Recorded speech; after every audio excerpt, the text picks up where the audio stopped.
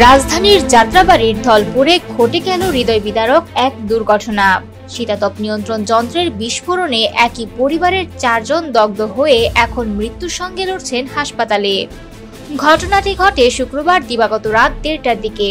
তখন পুরো পরিবার ঘুমিয়েছিল ঘরের ভেতর।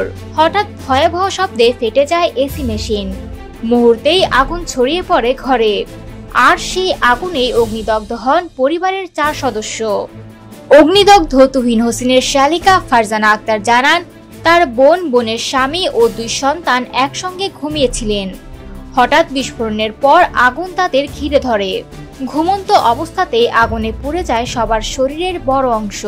স্থানীয় বাসিন্দারা ঘটনাস্থলে এগিয়ে আসেন এবং সাহসিকতার সঙ্গে তাদের উদ্ধার করেন। পরে রাত 2টার দিকে গুরুতর আহত 4 জনকে দ্রুত জাতীয় বার্ন ও প্লাস্টিক সার্জারি ইনস্টিটিউটে ভর্তি করা হয়। চিকিৎসক শাওন বিন রহমান জানান, 38 বছর বয়সী তুহিন হোসেনের শরীরের প্রায় 47% দগ্ধ হয়েছে। তার স্ত্রী ইভা আক্তারের বয়স 30, শরীরের 30% পুড়ে গেছে। তাদের ছোট ছেলে মাত্র 6 বছরের তানভীরের শরীরের 40% দগ্ধ। আরেক ছেলে 7 বছরের তৌহিদের শরীরের 8% পুড়েছে। এই মুহূর্তে চিকিৎসকরা জানিয়েছেন অবস্থা বেশ আশঙ্কাজনক। বিশেষ করে তুহিন, ইভা ও ছোট ছেলে তানভীরের জন্য লড়াইটা আরো কঠিন। রাজধানীতে এ ধরনের দুর্ঘটনা প্রতিনিয়ত ঘটছে, আর প্রতিটি ঘটনায় আমাদের জন্য সতর্কবার্তা।